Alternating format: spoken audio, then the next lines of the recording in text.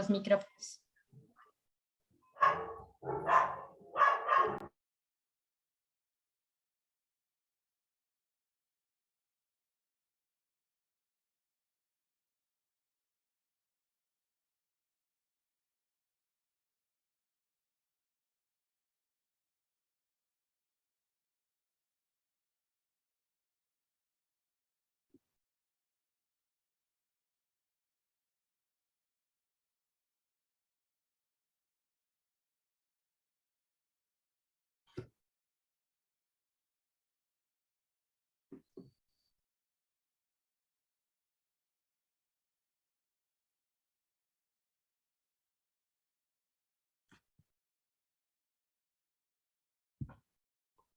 ¿Estamos listos para empezar, Emi?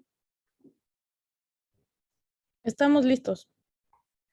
Bueno, buenos días con todos. Muchísimas gracias a las personas que nos acompañan hoy. Muchas gracias a nuestros panelistas, Carolina, Cristian, Javier, Aviana. Yo no voy a hacer una presentación larga sobre sus currículos, pero en el chat van a poder tener un poquito más de información de nuestros panelistas y también su correo electrónico en caso de que quieran comunicarse luego con ellos. Muchas gracias al equipo de LAS también por todo el trabajo para lograr poner este seminario en el público. Y también quisiera presentarme brevemente. Mi nombre es Paulina Garzón, yo soy la directora de LAS. Para quienes no conocen LAS, somos una ONG ecuatoriana y enfocamos nuestro trabajo en la protección del medio ambiente y de las comunidades locales en el marco de las inversiones chinas en América Latina. Para ofrecer un poquito de contexto sobre este webinar, pensamos que el tema energético es una pilar fundamental entre la relación China y América Latina y en particular el sector hidroeléctrico. Un estudio de la Universidad de Boston en el 2019 que analizó los préstamos del China Development Bank y del China Exim Bank en 137 países, detectó que el 33% de los proyectos que se habían financiado con estos préstamos soberanos correspondían al sector hidroeléctrico. Y más de un 13% de esos proyectos, de hecho, estaban sucediendo en América Latina. A pesar de que los préstamos soberanos ahora están disminuyendo, pero otras formas de inversión directa están surgiendo en los proyectos chinos en América Latina, nosotros pensamos que las represas van a continuar y van a continuar con participación china, especialmente por una razón muy básica. Hay una demanda de los gobiernos de los países latinoamericanos por más represas. Inclusive bajo el entendimiento de que las represas son energía limpia y los gobiernos tienen el compromiso de diversificar sus matrices energéticas. Por otro lado, también es muy claro que hay una capacidad instalada en China para continuar financiando y construyendo estos proyectos. De hecho, algunas de las empresas centrales más grandes de propiedad estatal en China son empresas que se dedican, entre otras cosas, a la construcción de hidroeléctricas. Este es el caso, por ejemplo, de Sinohydro. Sinohydro es una de las grandes estatales chinas y según un estudio de International Rivers, Sinohydro ya habría construido más del 50% de todas las hidroeléctricas que existen en el mundo. Asimismo, el Banco de Importaciones y Exportaciones de China es el banco a nivel global que más financiamiento ha dedicado a los proyectos hidroeléctricos. Para poder analizar el tema de la gobernanza, nosotros hemos escogido 3 proyectos emblemáticos. Uno es el Coca-Cola Sinclair, que es el proyecto hidroeléctrico más grande en el Ecuador, que está terminado, pero no ha sido entregado todavía por cuestiones técnicas, problemas técnicos. Y Carolina Viola, del Observatorio de Inversiones Chinas en Ecuador, nos va a comentar sobre este proyecto. Tenemos otro proyecto que está en construcción, que es el complejo hidroeléctrico Santa Cruz, 2 grandes represas en la Patagonia Argentina, que ha tenido algunas dificultades grandes y de hecho es la hidroeléctrica más grande construida y financiada por instituciones chinas en América Latina y que está en curso. Cristian Fernández de la Fundación Banco de Bosques nos va a hablar sobre este proyecto. Y luego tenemos la represa de Rucalhue. Esta es una represa en Chile que ha sido aprobada, pero que no ha iniciado todavía su construcción. Y Javier Arroyo, del Observatorio de Conflictos Ambientales Latinoamericanos con base en Chile, nos hablará de este proyecto. Vamos a tener una presentación corta de los 3 proyectos, pero antes, y luego una discusión. La idea de este webinar es que sea más una conversación, tendremos unas reflexiones de Diana, finales, y luego la oportunidad para que el público también nos comparta sus comentarios y sus preguntas. Les quiero contar también que tenemos 2 vías de comunicación. Uno es el chat, donde ya pueden en cualquier momento seguir poniendo sus comentarios y sus preguntas. Y mi compañero Marco Gandarillas va a compilar todo para que al final me pasen las preguntas y las podamos compartir con los panelistas. Les agradecería muchísimo si pueden poner su nombre y la organización a la que pertenece. Luego, y por favor, hacer las preguntas en el icono de Q&A, Questions and Answers. Tenemos otro canal de comunicación que es el chat, y desde el chat van a ver algunos anuncios, van a estar los bios de los panelistas, así que por favor también ponerle atención al chat. Sin más, para ir ya al tema del webinar, yo les voy a invitar a Carolina, a Cristian y a Javier a compartir unos PowerPoints muy cortitos sobre el proyecto, y les voy a pedir por favor que lo hagan uno después del otro, así no perdemos tiempo en las transiciones. Cuando termines, Caro, porfa, le das la palabra a Cristian, y cuando termines, Cristian, por favor, le das la palabra a Javier. Muchas gracias y bienvenidos.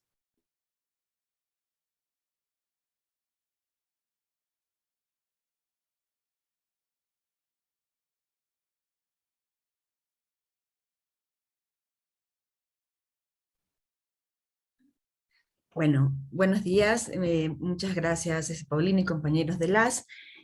Bueno, yo voy a hacer la primera presentación, ¿no? Y voy a un poco a contarles, ¿no? Sobre el proyecto de Coca-Cola Sinclair, ¿no? Este es un proyecto al que desde el observatorio venimos haciéndole seguimiento desde hace mucho tiempo, ¿no? Comenzamos aquí nuestros procesos de investigación alrededor de entre el año 2013 y 2014, y eso nos ha permitido un poco ir viendo cómo ha ido evolucionando, ¿no? Tanto en relación a, bueno, o sea, todas las promesas que se hicieron alrededor de esta mega obra, ¿no? Y los impactos, muchos de esos no esperados, ¿no? Que se han tenido a partir de su construcción. Entonces, bien, el proyecto está ubicado justo en el límite, ¿no? Entre las provincias de Napo y Sucumbíos, ¿no? Es una obra muy grande, ¿no? Que abarca alrededor de 80 kilómetros, ¿no? A lo largo de la carretera, ¿no? Si bien inicia justo en el límite entre esas dos provincias, la obra de captación se encuentra en Napo, ¿no? Básicamente la casa de máquinas está en Sucumbíos, ¿no? 80 kilómetros aguas abajo por el río Cauca. Entonces, es una obra que o sea, que ocupa un espacio muy, muy, muy grande, ¿no? En realidad es una obra que se había diseñado hace mucho tiempo. En la primera vez que se planteó la posibilidad de construir una hidroeléctrica en este punto de conjunción del río Quijos y el río Salado, ¿no? Fue en los años 70, en la época de las dictaduras militares, ¿no? Donde en el contexto del boom petrolero se hicieron una serie de inversiones en obras de infraestructura, y se había planteado la posibilidad de un proyecto en esta cuenca para la producción de 800 megawatts de energía. Sin embargo, cuando se hicieron las consultas con la Politécnica Nacional, que se le pidió que hicieran los primeros estudios geológicos para ver la viabilidad del proyecto, se desaconsejó el proyecto por los riesgos, ¿no? Que implicaba el proyecto en esta zona, básicamente porque es una zona altamente sísmica, donde tenemos algunos volcanes que están en erupción, que están activos y que incluso están con actividad permanente, ¿no? Echando humos hace mucho tiempo, y también es una zona de muchos sismos, ¿no? Una zona altamente sísmica. sísmica. Entonces, paralelamente a esto, pues, hubo el contrashock petrolero, entonces comenzaron a caer los precios del petróleo y se abandonaron estas propuestas. Muchos años después, ya en la época, ya en el siglo XXI, ¿no? Se rescatarán estos proyectos, ¿no? En el marco del nuevo boom del precio de los commodities, y se planteará pues la posibilidad de construir la hidroeléctrica que se había planteado casi 30 años antes.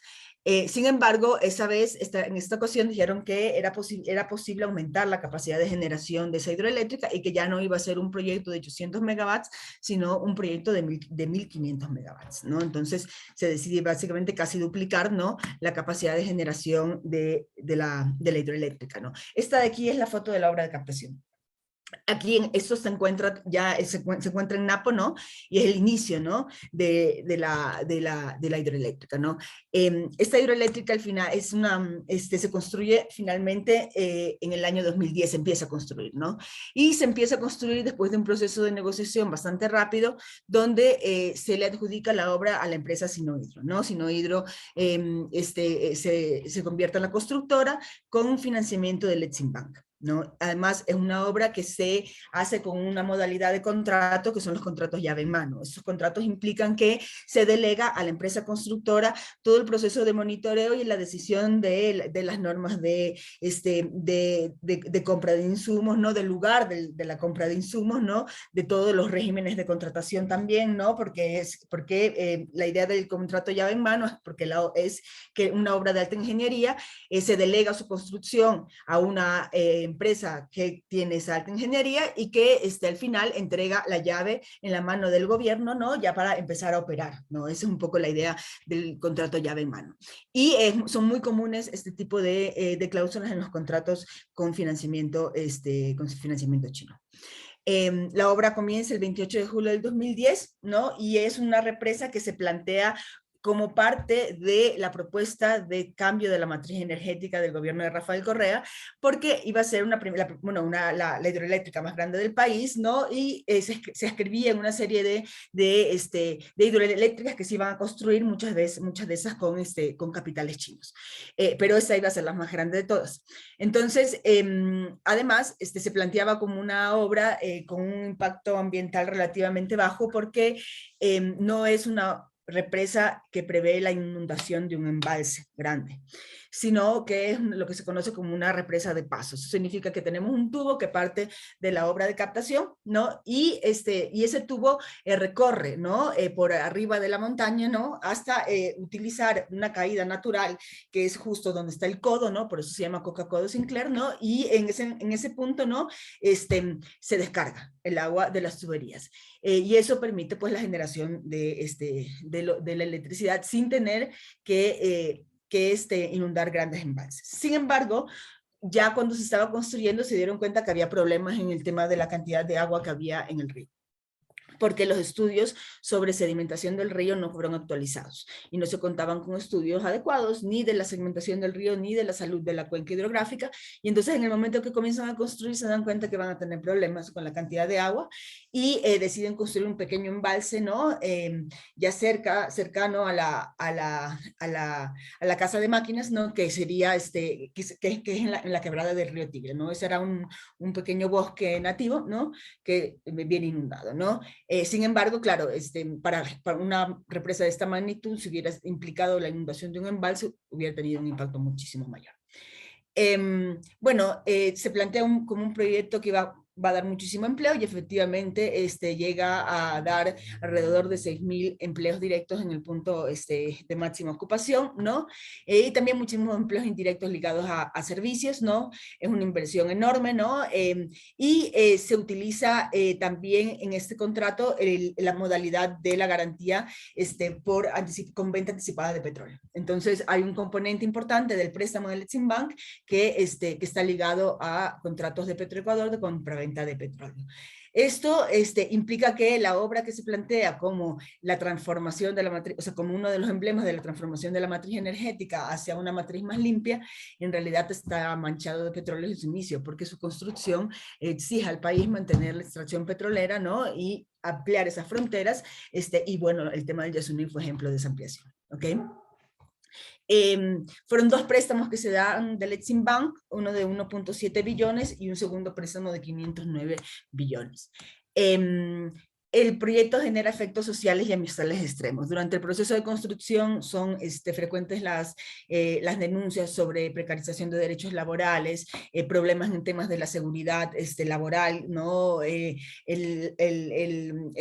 tema de la entrega de insumos adecuados para la seguridad de los trabajadores dentro de las instalaciones, ¿no? Y dentro de las obras donde se estaban construyendo, ¿no? Un accidente que cobró la vida de 14 personas en el túnel durante el proceso de construcción, ¿no? Donde el túnel se rompió y entró el agua y murió toda la gente que estaba dentro del túnel, ¿no? Denuncias sobre la existencia de mano de obra casi esclava en los campamentos, ligada a los programas de conmutación de pena en los proyectos chinos que tiene el gobierno chino, que utiliza el gobierno chino, ¿no? Bueno, degradación Pero disculpa de que te interrumpa, pero se nos está pasando el tiempo. Si Perfecto, puedes entonces resumir, cierro aquí. Entonces, degradación de las fuentes de agua, ¿no? Y también, pues, riesgos a la infraestructura que después se van a poner en evidencia un año después con el proceso de erosión regresiva. Entonces, yo cerraría por ahí. Gracias.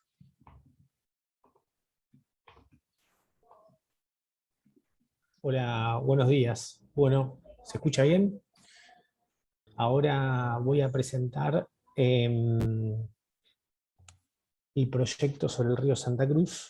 Aguarden que vamos a compartir pantalla. Se te escucha muy bien, Cristian. Perfecto. Vamos a ver, ahí se ve la pantalla. Bueno, estamos aquí, este es el mapa de Argentina.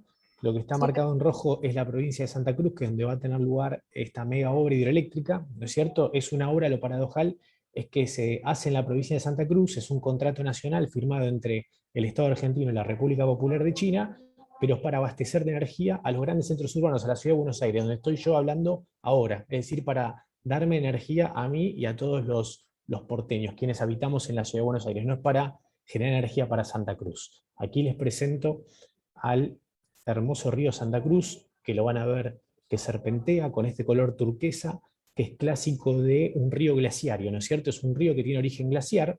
Vamos a ver que este río inicia justamente en lo que es el lago argentino, que es donde arranca, digamos, el glaciar Perito Moreno, que es el más famoso, ¿no es cierto? Aquí en Argentina es el glaciar que viajan muchos turistas todos los años a conocerlo, famoso por los mega rompimientos. El lago argentino, luego está la desembocadura del río, y esta desembocadura acá están proyectadas lo que son las futuras obras, ¿no es cierto? La represa Cóndor Cliff, la represa La Barrancosa. El río tiene una extensión de 383 kilómetros, recorre toda la provincia de Santa Cruz, desde los glaciares, los campos de nieve eterna, hasta el mar argentino. Y hay 3 poblaciones involucradas, tanto la del Calafate, como la de Piedra Buena, como la de Puerto Santa Cruz, que son poblaciones que son bastante críticas de la obra y son quienes presentan resistencias. Esta es una foto de la represa que está más cerca del mar argentino, la Barrancosa. Según el último informe que tenemos de octubre del año pasado, está avanzada en un 30%, quizás esa información esté desactualizada y hoy por hoy sea un poco más, pero bueno, lo cierto es que según lo que decía el estudio de impacto ambiental original, para 2022 tenían que estar terminadas las obras, ahora dicen que van a estar terminadas para 2027. Vemos cómo hay un corrimiento, ¿no es cierto?, de estos hitos que ellos denominan. La otra mega represa se da en Cóndor Cliff. En Cóndor Cliff no ha avanzado mucho, no ha avanzado prácticamente nada, porque aquí en la foto pueden ver que hay una grieta. Esta grieta obedece a que están teniendo muchos problemas con deslizamientos geológicos. Esto tiene que ver que es un terreno que básicamente está formado por morrenas. Las morrenas antes eran glaciares, por lo tanto la construcción resulta prácticamente imposible y es muy inoperativo. Todas las tareas ingenieriles que están desarrollando no están pudiendo avanzar con la obra en este sector Condor Cliff, que es el más cercano al Calafate, el más cercano, es la obra proyectada más cercana a los glaciares. Aquí vemos el glaciar Uppsala. Un informe reciente del Instituto Argentino de Biología y Glaciología ha informado que no se ha estudiado el impacto que pueden tener las represas en el glaciar Uppsala, que es un glaciar muy famoso. Lo mismo respecto al glaciar Spegazzini. No se ha estudiado, no se ha analizado cómo podrían impactar estas mega obras en el glaciar Spegazzini. Lo único que se ha estudiado es la interacción con el Perito Moreno, pero este análisis tampoco ha sido exhaustivo, ha informado el Instituto Argentino de Neumología y Glaciología. Detrás de digamos, el glaciar Perito Moreno está el campo de hielo Patagónico Sur, que estamos hablando de cientos de glaciares, estamos hablando del 50% de los glaciares de Argentina, el 89% del hielo de la región, y estamos hablando de la masa de hielo más importante después de la Antártida y Groenlandia, para que se den una idea. Aquí vemos una especie endémica de la provincia de Santa Cruz, el macato viano. Esta foto fue tomada por Anik Morgenthaler, quien nos ha ayudado también a analizar la evaluación de impacto ambiental de las represas. Es una especie, una ave zambullidora, endémica de la provincia de Santa Cruz, en peligro crítico de extinción según la Unión Internacional de Conservación de la Naturaleza, y los especialistas han dicho, como va a haber un impacto por las represas en el estuario, que es el sitio de invernada, de alimentación de esta especie endémica, que también es monumento natural de la provincia de Santa Cruz, que esta especie podría desaparecer de la faz de la Tierra. Es decir, esta mega obra china llevaría a la extinción de una especie que obviamente es irreversible la misma. Bueno, esta es la lamprea, que es un pez migrador, que se va a ver muy afectado también, es un pez nativo, se va a ver muy afectado justamente por estas obras que van a fragmentar el río Santa Cruz, este río glaciario que corre libre desde los campos de nieve eterna hasta el mar argentino. Este es el cauquén colorado, que también es una ave en peligro de extinción, que va a tener también problemas de conservación, justamente por el tendido eléctrico que va a conectar la obra de las represas con el sistema interconectado nacional, que es el que nos va a traer aquí la energía a la ciudad de Buenos Aires. Esta obra del tendido eléctrico es de 170 kilómetros, con lo cual no se ha estudiado seriamente cómo esto puede impactar en la migración del cauquén colorado, que migra desde la provincia de Buenos Aires hasta Santa Cruz, aproximadamente 2.000 kilómetros. Es impresionante el vuelo que lleva adelante este ave. Y aquí vemos una movilización en el Calafate, que es una localidad que vive del turismo, que vive de los glaciares, y sí, se afectan los glaciares, se afectan la biodiversidad. Bueno, obviamente que va a estar comprometida todo lo que es la explotación económica del turismo. Por eso vemos que hay una movilización muy intensa de parte de la ciudadanía. Y aquí esta foto representa una de las actividades que se han hecho hace algunos años, que es un abrazo al glaciar, donde también la ciudadanía de Calafate está activa y resistiendo justamente esta mega obra. Con lo cual, bueno, por ahora dejo de compartir y le paso la palabra a Javier para que él pueda contarnos de su experiencia. Gracias a todas y todos, espero que se me escuche bien. Voy a compartir pantalla inmediatamente.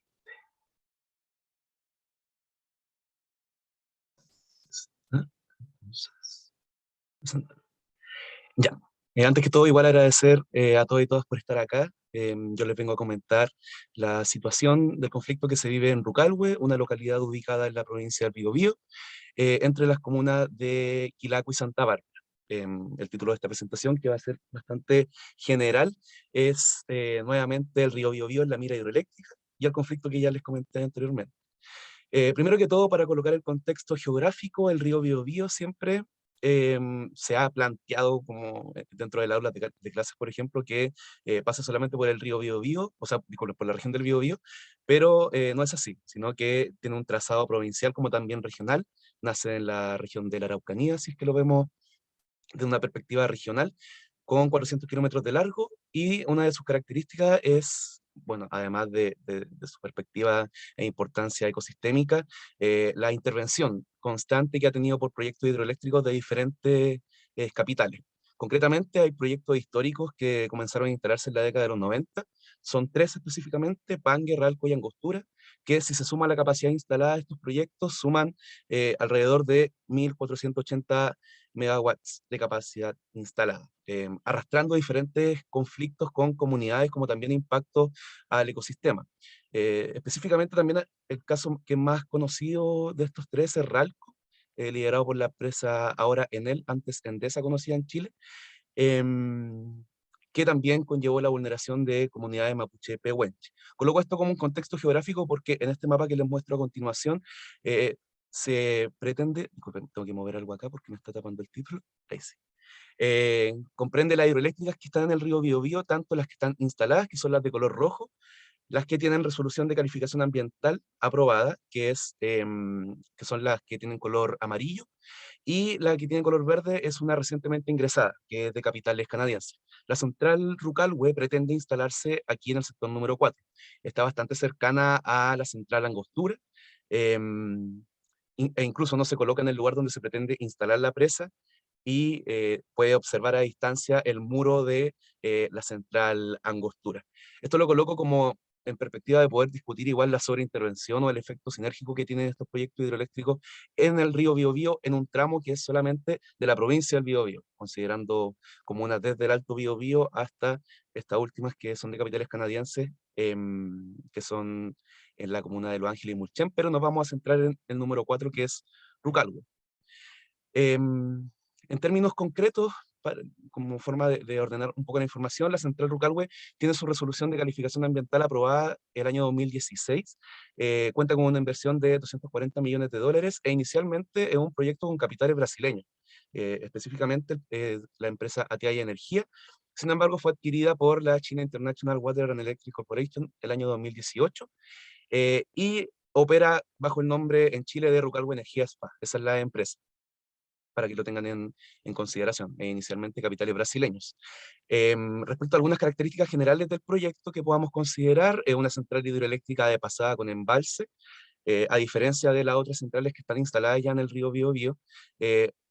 Su capacidad instalada es de apenas 90 megawatts, lo cual contrarresta, por ejemplo, con Ralco, que supera las 600 megawatts, y pretende instalarse esta electricidad que se pueda generar al sistema eléctrico nacional, anteriormente llamado Sistema Interconectado Central. Una cuestión específica que hay que considerar de este proyecto, además de que su distancia, por ejemplo, al poblado más cercano que es Rucalhue es de apenas 1 kilómetro, es que su embalse es de 6,5 kilómetros, con una profundidad de la presa de hasta 17 metros. Algunos impactos amplios que podemos considerar, en la fotografía pueden ver la zona que se vería afectada desde una perspectiva más bien general, incluso esta foto fue tomada desde donde se pretende instalar la presa. Hay algunos que son bastante recurrentes al momento de referirse a los proyectos hidroeléctricos, como el riesgo por remoción de material rocoso, los riesgos relacionados a inundación, que la misma empresa lo aborda en su resolución de calificación ambiental, en su estudio de impacto ambiental. Pero hay también algunas cuestiones más concretas que quiero dejar aquí puntualizadas, como la intervención a la flora y fauna, que conlleva, por ejemplo, la inundación a la isla de las Gaviotas, que se encuentra un poco más atrás de esta fotografía, que tengo una después, que es un lugar donde anidan esta especie de gaviotas, la tala de ejemplares vulnerables, que son declarados vulnerables por la misma legislación chilena, como lo son el Naranjillo y el Lindo Santo, la intervención a espacios de encuentro, en donde valga la redundancia, se encuentra la comunidad para poder compartir en familia, como también suelo agrícola y arqueológico. En términos de los espacios de encuentro, hay un sector que se conoce como la Junta, que quedaría inundado por lo que genera esta hidroeléctrica, como también hay efectos que no son considerados. Hay estudios de universidades, como de la Universidad de Concepción, específicamente del EULA, que hace referencia a que el proyecto no considera el efecto sinérgico de los proyectos que ya mencioné anteriormente y que ustedes pudieron ver en el mapa. Para que lo vean gráficamente, estas son fotografías recientes tomadas en febrero. En la parte izquierda superior pueden ver la máquina de sondaje que está operando en el tramo del río Biobío. A la derecha la isla de las Gaviotas, que se vería afectada. Abajo a la izquierda algunos rayados que se encuentran contra el proyecto en la comunidad, y a la derecha el sector La Junta, con personas que se encontraban en ese lugar bañándose y compartiendo. Y esto para cerrar, porque ya me estoy pasando, como dejarlo puntualizado un poco el rol de las comunidades que están en alerta y movilizadas. ¿Motivo de qué? De los emplazamientos que han denunciado por procesos de cooptación por parte de la empresa en su presencia inicial en el territorio. También los cuestionamientos al proceso de participación y consulta previa a las comunidades, y esto hay que enfatizar y lo podemos discutir más adelante, que son los amedrentamientos directos contra opositores y opositoras al proyecto hidroeléctrico por parte de guardias privados de la empresa, y ahora último, irregularidades en el proceso de evaluación ambiental. No quiero quitar más tiempo, solamente dejarle esta lámina de que hay una apertura en las formas de movilización también, no solamente marchas y cortes de ruta, que caracterizan también la resistencia a este tipo de proyectos, sino que se abre en el escenario chileno, local también como nacional, nuevas formas de empoderamiento de las comunidades que podemos conversar más adelante. Eso sería, por ahora. Muchísimas gracias a los tres. Un excelente esfuerzo para ponernos un poco en el tema. Entendemos ahora mucho mejor los proyectos, su magnitud, su importancia, sus desafíos ambientales y sociales. Yo quisiera empezar una conversación con nuestros panelistas. Les pido que por favor prendan sus cámaras, a Cristian, a Javier, a Carolina. Desde LAS hemos preparado 3 preguntas para abordar el tema de la gobernanza ambiental y les pido a cada uno de los panelistas tratar de no excederse de los 3 minutos para tener todos el tiempo de poder conversar y luego poder dar el paso a Diana y tener un tiempito con nuestros participantes. La primera pregunta para los 3. Venimos viendo represas desde hace mucho tiempo. Desde la época de los 90 estábamos mirando principalmente al Banco Mundial promoviendo esos grandes proyectos en todo el mundo y veíamos muchas campañas inclusive para detener estos proyectos. Luego el escenario cambió, el Banco Mundial se retractó justamente en reacción a las movilizaciones sociales que se dieron en muchas partes del mundo. Y se abrió el espacio para las empresas y el financiamiento chino. Yo quisiera saber si desde su experiencia, y sabemos que este no es el único caso en el que ustedes trabajan desde sus organizaciones o espacios académicos, yo quisiera saber si es que ustedes han visto algunas particularidades específicas con los bancos, con las empresas chinas, que puedan darnos cuenta de que existen ciertas acciones, ciertas herramientas para el manejo de riesgos ambiental y social. Y cuando digo ciertas acciones me refiero, por ejemplo, los bancos, las empresas tienen políticas ambientales propias, tienen herramientas de supervisión, hay una presencia notoria de estas instituciones en preocupación con los temas ambientales, hay esfuerzos de interlocución con las organizaciones sociales. ¿Qué han visto? ¿Qué es diferente en el tema de participación de empresas y financistas chinos en los 3 proyectos de los que nos han conversado? Quizá vamos en el mismo orden que hicieron las presentaciones, ¿les parece? Okay. Bueno, es una pregunta súper interesante, Paulina. Básicamente, sí tiene algunas particularidades, ¿no? Una de esas es el tema de la modalidad de contratación, ¿no? Que señalaba anteriormente, que es esta modalidad de los contratos llave en mano. Esa es una. Es muy común que los proyectos de ingeniería que se hacen con financiamiento chino tengan esa cláusula, lo cual da muchísima libertad a la empresa china para manejar todos los procesos de contratación, ¿no? Al interno del proyecto. De ahí otra cosa bien interesante que tiene que ver sobre todo con el tema de la prevención de impactos, el manejo de la conflictividad, ¿no? Y eso que tú señalabas de las prácticas, ¿no?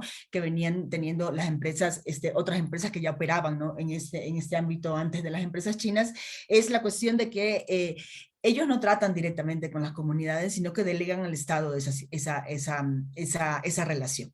O sea, en los proyectos y eso lo vemos frecuentemente en muchos de los proyectos que hemos analizado aquí en Ecuador, cuando hay conflictos con las comunidades, lo que las empresas chinas hacen es demandar al Estado la seguridad de sus inversiones, ya que es una negociación mucho más cercana Estado a Estado, porque son empresas públicas donde además, más allá del préstamo específico para el proyecto, se está jugando una relación, que juega no solo en el ámbito del préstamo y del proyecto en sí, sino de un ámbito mucho más amplio de préstamos que van desde lógicas de apoyo a sectores específicos de su presupuesto en momentos de dificultad, hasta apoyos pues, específicos a temas de desarrollo de infraestructura, ¿no? Entonces, eso hace que esa relación sea una relación muy fuerte entre los estados, y esa fuerza de los estados también se manifiesta en el territorio, ¿no? Y en la manera en la que se interactúa con las poblaciones locales. Súper. Cristian. Sí, Paulina, bueno, en este caso olvidé mencionar antes que la empresa a cargo de esta obra es Gesouba China Group. Esta empresa está asociada mediante el formato de unión transitoria de empresas con 2 empresas locales que carecen de antecedentes en construcción de represas. Pero lo cierto es que más allá de que existen respecto de los bancos financistas, el ICBC, directivas verdes, que vos has trabajado mucho el tema, ¿no es cierto, Paulina, junto con María Marta y Paola de FAN también, no vemos que en respecto al menos de esta obra en concreto, de estas mega represas en Santa Cruz, hay una desidia total, hay una matriz oscurantista, la información nunca aparece, hay que hacer constantemente pedidos de información, siempre demoran más de la cuenta, hay un observatorio ambiental web que se puso a disposición de la gente gracias a causas judiciales. Si no existieran esas causas judiciales, seguramente ese observatorio no existiría. Ese observatorio tiene información totalmente desactualizada.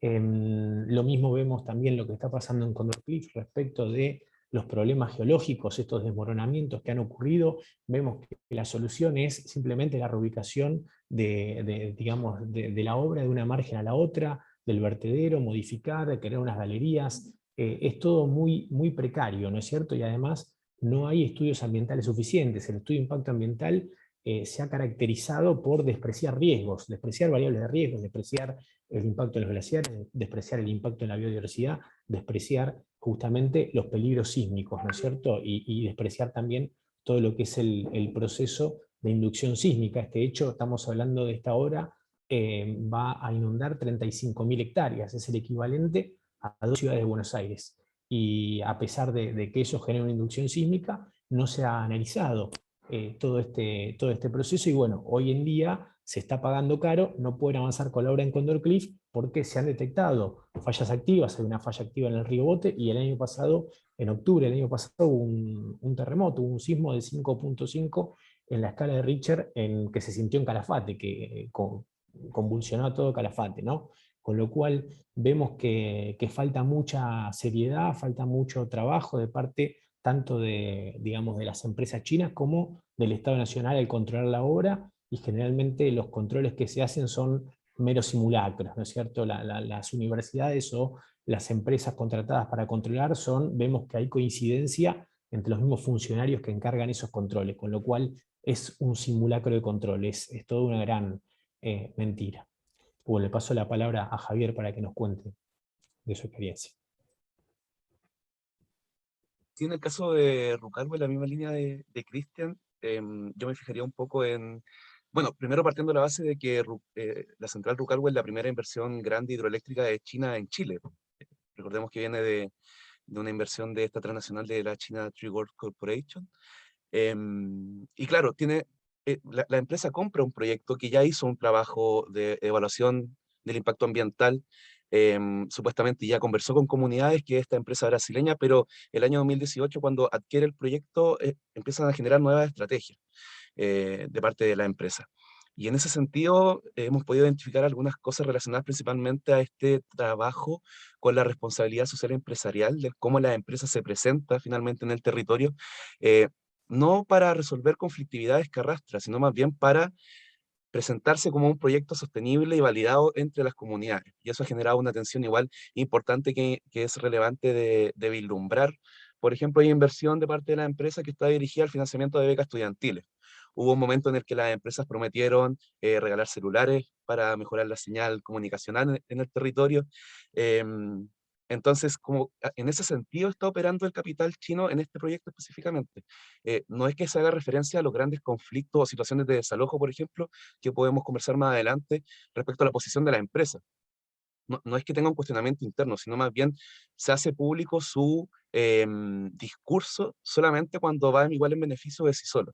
Entonces yo creo que eso es importante de visualizar, y además respecto al tratamiento de la información, que igual lo hablaba Cristian, creo que es importante explicitar que en el caso de Rucalwe es muy complejo obtener información constante o válida, por así decirlo, poder validar información con la empresa, que es la que está en el lugar. A modo de ejemplo, recientemente hubo una arista del conflicto que está relacionado con la tala irregular y la eventual paralización del proyecto. Y claro, uno consulta directamente a la empresa y no, hay que ir a consultar a otra, porque la otra parte, que es la municipalidad o una corporación nacional forestal que existe, maneja la información, cuando la empresa maneja la información día a día. Entonces hay como una especie de ocultar información, pese a que en Chile la mayor inversión que está existiendo en los últimos años, sobre todo en el ámbito energético, es China. Entonces esta especie del ganar-ganar, que es como una política transnacional china, queda corta concretamente. Y además que arrastra una profunda vulneración de derechos que yo creo que es importante irla desmenuzando. No me quiero alargar mucho, por eso estoy hablando un poquito. Creo que los temas dan para irnos de largo. Muchísimas gracias. Todos los temas que ustedes nos refieren nos son también bastante familiares hacia otras áreas de operación de proyectos con participación china. Sin embargo, me parece interesante lo que señala Javier, que me parece una novedad. Una empresa ahora más proactiva de acercarse a la comunidad, aun si es desde una visión clientelista, es un fenómeno, me parece, relativamente nuevo, porque lo que hemos visto en la mayoría de los casos es lo que nos cuenta Caro, ¿no? Como una delegación al Estado de lo legal, de los estándares, de las responsabilidades sociales. Entonces estamos viendo aquí una pequeña diferencia y creo que es súper importante que nos mantengamos los ojos abiertos si es que esto va a ser un nuevo approach, una nueva aproximación de las empresas chinas y qué oportunidades y desafíos podría traer una nueva actitud algo más abierta desde estos actores. Esta conversación me lleva a la segunda pregunta. En estos proyectos, en el marco de estos proyectos concretamente, ustedes han observado si los actores nacionales, las comunidades afectadas, las organizaciones sociales, ambientalistas, de abogados, los académicos, los medios de comunicación, tienen algún tipo de demanda específica hacia los actores chinos. O también subsiste esa actitud que nos hablaba Carolina, que la empresa le pasa la responsabilidad al Estado. Podríamos decir que la sociedad también le da la responsabilidad solo al Estado, o hay unas ciertas demandas específicas hacia esos actores. Si es que se han dado, ¿cuáles han sido estas demandas? Y si es que no se han dado, ¿por qué creen ustedes que no se han dado? Bien, bueno, un poco ligado también a la discusión anterior, ¿no? Efectivamente, en el caso del Coca-Cola Sinclair, hubieron demandas por parte, o sea, puntuales, sobre todo a nivel de la comunidad, alrededor del tema de las condiciones, por ejemplo, laborales en el marco de la elaboración del proyecto, ¿no? En esa fase, principalmente, quien medió esa relación fue el Estado directamente. O sea, en los momentos en que el conflicto laboral escaló, el presidente se tuvo que movilizar el territorio y establecer una negociación entre la empresa y los sindicatos que estaban movilizados, ¿no? Para tratar de alguna manera de frenar la movilización, y obviamente consiguió algunas de las reivindicaciones que planteaba la gente, principalmente alrededor de temas relacionados a la alimentación y a la situación del campamento, ¿no? Que era bastante desastrosa, ¿no? El campamento donde se quedaban los trabajadores. Y bueno, pero no se lograron muchas de las otras demandas que estaban alrededor del tema de mayor seguridad laboral, ¿no? Y por ejemplo, equipos de seguridad adecuados, ¿no? Y toda esta situación. Por otro lado, en un segundo momento, quienes, el conjunto de autores que comienzan un poco a reivindicar cuestiones alrededor de la obra es ya en el momento de la entrega de la obra. O sea, la obra se entrega en teoría al Estado ecuatoriano ya en un momento de cambio de gobierno y de cambio de ciclo político. Y eso lleva también a que, claro, ya no son las condiciones favorables porque ellos no habían, o sea, el gobierno que venía no había negociado ese proyecto, ¿no? Y además el proyecto tenía algunos problemas en su infraestructura. Y esos problemas en la infraestructura fueron puestos en evidencia, por ejemplo, por parte de la Contraloría General del Estado, ¿no? Que evidenció que había una serie de fisuras, por ejemplo, en la casa de máquinas y en el túnel, ¿no? De captación, que hacían que la obra pudiera eventualmente tener un peligro, ¿no? Entonces, aquí en este momento concreto, la interacción era entre el gobierno entrante, ¿no? Y la empresa, ¿no? Por ese motivo todavía la obra no se ha entregado. O sea, hasta el momento la obra no ha concluido la entrega, a pesar de que desde el 2017 se está tratando de entregar, porque el Estado ecuatoriano no acepta por el tipo de remediación que se ha estado haciendo de las fisuras, y el Estado ecuatoriano dice que no está satisfecho. Entonces ahí hay una cuestión, eso está en arbitraje internacional y todavía no se termina de resolver. Adicionalmente, ya en esta última fase, en cambio, hay un nuevo punto de demanda que están ligadas a los impactos que ha tenido la obra. O sea, esta obra ha generado un impacto de transformación del territorio brutal porque ha desencadenado un proceso de erosión en el río que ha implicado la pérdida de una cascada de 170 metros que existía ahí desde tiempos inmemorables, ¿no? Y además de toda la infraestructura extractiva que está en este territorio, porque esta es una zona donde se acumulan capas de extracción. Entonces, hay 3 tubos que transportan combustibles que pasan en la Riviera del Coca, ¿no? Y esa infraestructura, por ejemplo, ya ha generado algunos accidentes. Ya llevamos como 3 o 4 rupturas en lo que va de estos 2 últimos años, ¿no? Cuando empezó el proceso de regresión del río Coca, que se ha llevado la carretera, los tubos, las fincas de la gente, ¿no? Y los sueños, ¿no? De muchas personas ahí. Y paso la palabra a Cristian. Gracias, Carolina. Bueno, Paulina, contestando tu pregunta, las acciones específicas están direccionadas hacia el Estado argentino, ¿no es cierto? Aquí en Argentina, más que reclamarle a las empresas, la estrategia, porque bueno, quien aprueba la obra y quien debe controlarla es el Estado argentino, por lo tanto, se han orientado en ese sentido. En octubre de 2015, Banco de Bosques hizo un planteo ante la Corte Suprema exigiendo un estudio de impacto ambiental y la convocatoria de una audiencia pública. Luego, un año más tarde, el 21 de diciembre de 2016, la Corte Suprema de Justicia de la Nación ordenó al Estado argentino que convoque una audiencia pública y que se presente un estudio de impacto ambiental diferente al que se había presentado, y un estudio de impacto ambiental que se había presentado que tenía bastantes deficiencias, y se ordenó que una empresa estatal, en ese momento llamada Evisa, hoy se llama IEASA, que presente este estudio de impacto ambiental y que lo haga en el Congreso de la Nación, para que sea controlado por los diputados y senadores en el marco de lo que es nuestra ley de obras hidráulicas. Bueno, esto finalmente sucedió en julio de 2017, 20-21 de julio se desarrolló la audiencia pública, y luego de cumplidos los requisitos formales, presentación de estudio de impacto ambiental, evaluación de impacto ambiental más audiencia pública, se aprobó la obra, a pesar de que en la audiencia pública masivamente la ciudadanía, la sociedad civil se expresó con robustas críticas a la obra. Esas críticas robustas no obtuvieron respuesta de parte de las autoridades energéticas y ambientales de nuestro país. Sin embargo, los jueces fueron conservadores y dijeron, se cumplieron con los recaudos formales, avance la obra. Lo que hizo Banco de Bosques, acompañada por muchas otras ONGs, y aquí fue clave el trabajo en red, el trabajo en equipo, participó Aves Argentinas, la Fundación Vida Silvestre, la Fundación Ambiente y Recursos Naturales, FAM, cada uno aportando de distintas miradas en lo que fue un planteo de nulidad del estudio de impacto ambiental, un planteo de nulidad de 200 páginas, analizando todo lo que eran los déficits de la cuestión biológica, analizando lo que eran los peligros sísmicos, analizando la afectación de glaciares, y bueno, cada uno en lo suyo. Aves Argentinas nos dio mucha información de la perspectiva biológica, Vida Silvestre nos dio todo el análisis de alternativas energéticas, FAM nos dio un montón de información ambiental que fue consiguiendo a través de pedir acceso a la información, y bueno, Banco de Bosques unió toda esa información, hizo este planteo de nulidad. Este planteo de nulidad no tuvo suerte en las instancias judiciales hasta que llegó a la Corte Suprema de Justicia de la Nación allá por 2018. Estuvo 2 años en la Corte Suprema de Justicia de la Nación, y en el año 2020, octubre de 2020, la Corte exige al Estado que los organismos técnicos que lo asesoran, Instituto Argentino de Glaciares, Instituto Nacional de Prevención Sísmica, Administración de Parques Nacionales, informe sobre los peligros que esta obra implica para los glaciares, para la cuestión sísmica y para la biodiversidad.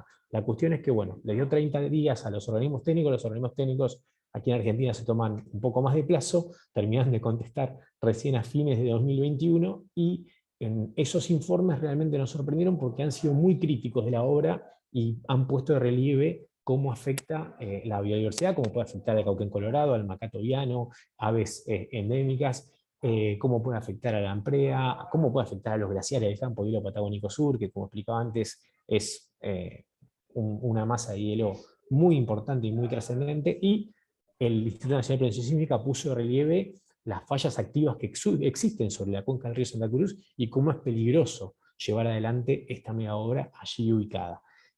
Bueno, ahora las cartas están echadas y ahora la Corte Suprema estamos esperando que tome una decisión ya con toda la información que la está revisando.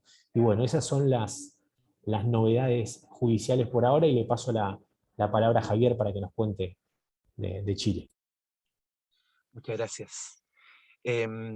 Demandas de parte de las organizaciones, yo creo que la central acá, en el caso chileno, es que el proyecto evidentemente no se haga. Es como la exigencia más concreta y directa que le han realizado las empresas.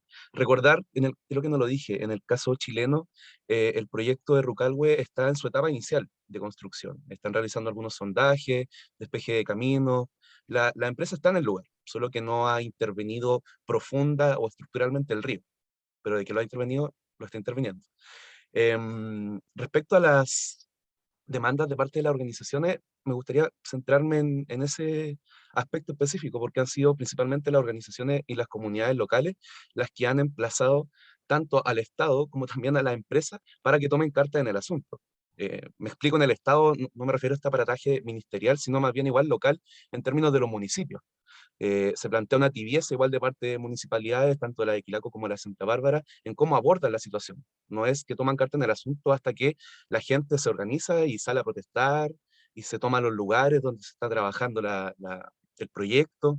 Y por parte de la empresa, bueno, ha sido igual directa la exigencia de que no se realice el proyecto, pero también han habido algunas situaciones judiciales que les puedo comentar. En primer lugar, considerar de que en el lugar donde se pretende instalar el proyecto hidroeléctrico, ya se han realizado dos ocupaciones por parte de las comunidades, dos tomas de lugares de trabajo.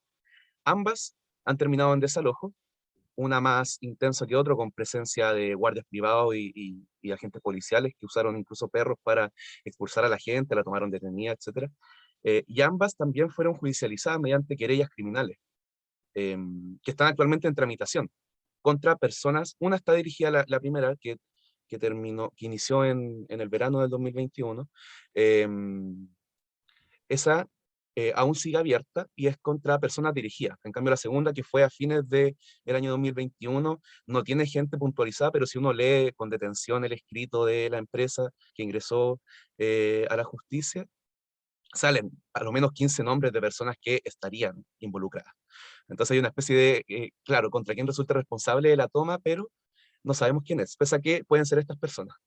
Entonces se da todo esto en un contexto de criminalización. La gente de allá también acusa amedrentamientos constantes. Guardias privados que fueron contratados por la empresa son habitantes de Rucalhue, o sea, disculpen, de Santa Bárbara y de Quilaco, así me lo ha dicho, por ejemplo, la empresa, que son empresas que contrata la gran empresa del proyecto hidroeléctrico para cuidar sus faenas.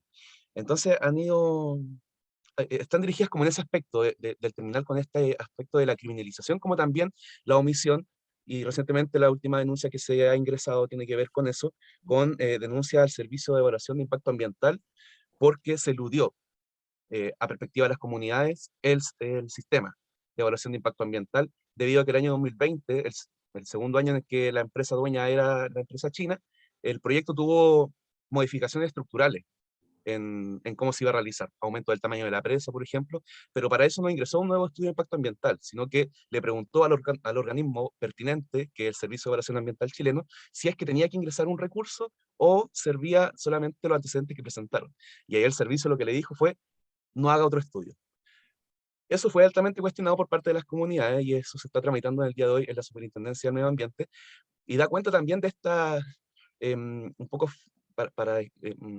como vislumbrar un poco esta ausencia por parte del capital chino de prevenir los conflictos. O sea, si alguien quiere prevenir un conflicto, entre comillas, evidentemente aborda todos los flancos e ingresa un nuevo estudio de impacto ambiental, es lo que correspondería. Pero se hacen también con esta ausencia de la legislación chilena. Entonces las comunidades igual han dirigido estos flancos, tanto a las representaciones por parte del Estado para que se hagan cargo de la situación, como también a la empresa por la constante criminalización hacia la y los vecinos del proyecto. Muchas gracias a los tres.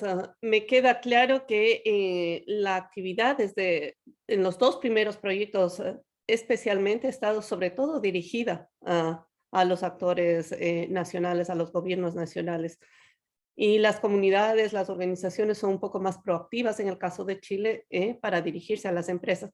Sin embargo, también se han hecho cosas frente a los actores chinos, tanto en el caso de la Coca-Cola Sinclair como en el caso de la complejo hidroeléctrico en la Patagonia.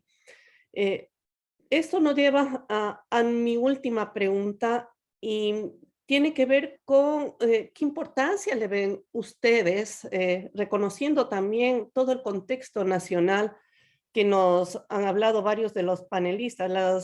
Las empresas chinas, el financiamiento chino no vienen solitos, vienen acompañados de todo un marco de cooperación bilateral que revela su importancia en muchas áreas, en los préstamos, en la cooperación tecnológica, en alineación política, inclusive en algunas instancias internacionales, y estos proyectos son parte de un marco más grande. De hecho, los 3 países a los que ustedes representan tienen acuerdos de alianzas estratégicas integrales, tienen algunos planes de desarrollo conjuntos, existe el plan de desarrollo de la CELAC con América Latina, cientos de acuerdos bilaterales, muchos de esos inclusive para la realización de estudios de probabilidad de proyectos hidroeléctricos.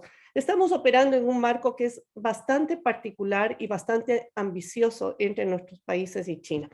Desde esa reflexión, ¿qué papel y qué responsabilidad les otorgamos a estos actores financieros y a las contratistas chinas en cuanto a la implementación de los proyectos? ¿Podemos continuar concentrando o debemos continuar concentrando nuestras acciones de incidencia en el actor del Estado, o requerimos también pensar en otras acciones más específicas de incidencia hacia la banca china y hacia las empresas chinas, tomando en cuenta que un proyecto no va adelante solo por decisión del Estado? El proyecto no va adelante si no encuentra el financista y si no encuentra el contratista. Entonces, en este escenario, ¿qué piensan ustedes?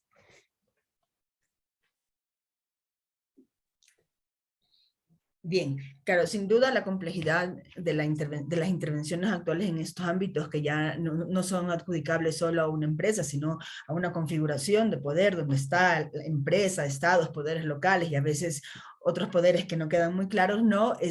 Hace que también sea importante complejizar la manera en la que respondemos a estos proyectos, y eso implica mirarlo en todas sus dimensiones, ¿no? Y en eso estoy de acuerdo. Sin embargo, yo creo que es muy difícil pensar esta inversión, al menos en el caso de que la inversión sea pública, ¿no? Dejando de esa relación bilateral que es fundamental, ¿no? Como tú señalabas, no es solo el financiamiento de un proyecto, sino es una relación, ¿no? Que implica muchas dimensiones, que van desde la cooperación en diferentes ámbitos, ¿no? Hasta incluso posicionamientos políticos alrededor de diferentes temas. Y ahí un problema central, que es un problema que venimos tocando desde el principio de esta conversación, es la cuestión de la transparencia, ¿no? Hay un problema grave en relación a la transparencia, y el problema es que no solo no son transparentes las empresas chinas, sino que tampoco son transparentes nuestros gobiernos. Si hay un actor que podría exigir transparencia en el marco de esa relación bilateral, sería el Estado. Además, porque las empresas chinas tienen una mayor propensión a escuchar al Estado que a las poblaciones civiles, porque ahí hay una dificultad, y es que la sociedad civil, así como nosotros la concebimos, no existe en China. Y entonces la forma de relacionamiento del Estado con la sociedad civil es bien diferente a la que nosotros podemos aspirar en nuestros estados democráticos de baja intensidad, que son de baja intensidad, pero al menos son democráticos. Entonces eso, claro, nos da a nosotros la posibilidad de poder demandar al Estado y a través de esa relación bilateral poder realizar una presión sobre el Estado chino, porque claro, a diferencia de otros contextos donde las empresas eran empresas privadas que operaban en estados con sociedades civiles fuertes, ahí se podían conseguir alianzas también para presionar a esas mismas empresas a comportarse de otra manera. Sin embargo, aquí es mucho más complicado porque son más difíciles establecer esas condiciones.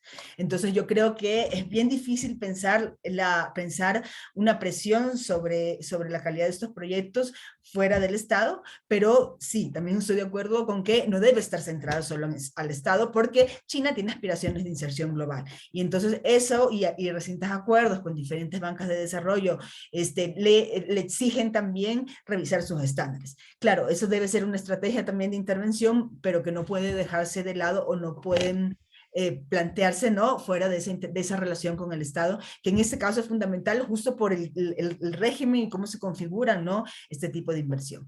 Ahora, habría que ver si en la lógica de las inversiones de las empresas privadas, que comienzan a también ser cada vez más fuertes en América Latina, por ejemplo, hay países, en el caso de Colombia, por ejemplo, es mucho mayor la inversión a través de empresas privadas y de capital privado que aquella a través de capital público. No es el caso de Ecuador. En Ecuador, en cambio, es preponderante la figura de las empresas públicas y de los bancos públicos. Habría que ver si es que en el caso de estas empresas privadas y los bancos privados hay otro tipo de dinámicas, ¿no? Entonces eso también habría que revisarlo. Yo no he podido todavía hacer ese cruce, pero lo tengo en mente porque me parece que es una cosa interesante de ver, porque ahí a lo mejor podría ser que entran otro tipo de patrones donde las empresas asumen también una responsabilidad social corporativa como empresas, ¿no? Porque en el caso de esta relación, más bien lo que se asume es una relación entre estados, donde un estado debe garantizar unas ciertas condiciones para que la inversión fluya, ¿no? Y incluso cuando existen problemas, las demandas de las empresas chinas se articulan a través del Estado chino, ¿no? Y es el responsable, por ejemplo, para las inversiones en América Latina, el que le dice al gobierno del Ecuador, arregle esta situación porque usted no está garantizando mis inversiones, ¿no? Como ha sucedido, por ejemplo, en el caso del Ecuador en algunas ocasiones, ¿no? No solo en relación a la hidroeléctrica, pero también en relación a las minas que están en el sur del país. Y paso la palabra a Cristian. Gracias, Carolina. Sí, Paulina, creo que una de las lecciones aprendidas justamente es, bueno, trabajar en equipo, trabajar en red, ¿no? Son todas estas miradas, una mirada social, cultural, económica, geopolítica, son obras muy complejas y que involucran muchos intereses y que es necesario estar en un diálogo constante con las comunidades afectadas, desde luego, y asimismo que la sociedad civil trabaje en equipo, ¿no es cierto? En este caso, como comentaba antes, se formó una coalición de ONGs, Aves Argentinas, Banco de Bosques, Vida Silvestre, FARM, que fue fundamental para poder analizar y sistematizar muchísima información que si no hubiese existido ese trabajo en equipo hubiese sido imposible para una sola organización hacerlo.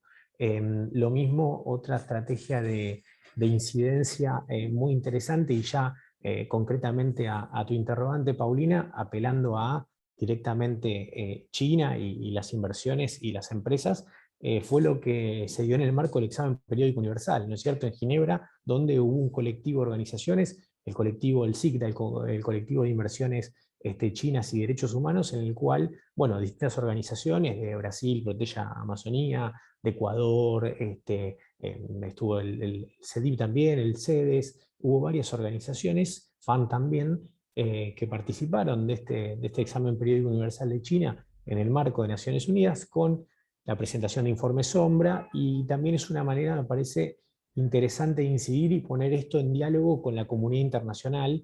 Digamos, es una forma que tenemos de abrir los ojos a distintos actores en el terreno de la geopolítica, ¿no? Que quizás es el terreno que yo estoy más lejos, yo estoy más cerca de las cuestiones judiciales y jurídicas, pero eso me parece un terreno súper interesante para explotar, para analizar. Vos lo sabés, Paulina, porque has hecho el seguimiento de todo lo que es las inversiones chinas, de los bancos, incluso en su momento también hemos escrito cartas al ministro de Economía, que nunca nos respondieron, ¿no es cierto? Nosotros un poco hemos perdido la fe en lograr una solución política a estos temas, porque la política, cuando hay tantos intereses económicos y tan importantes, generalmente es difícil que cambie de opinión y mire otras inversiones más sustentables que estas, pero bueno, por eso optamos por el camino judicial, intentamos que la justicia ocupe el rol que debe ocupar, que es un rol de imparcialidad, y frente a las violaciones de derechos ambientales, derechos humanos, tome cartas en el asunto y pueda lograr tener esa incidencia en las decisiones de las autoridades ambientales y energéticas que nosotros no logramos tener a partir de un diálogo entre sociedad civil y política.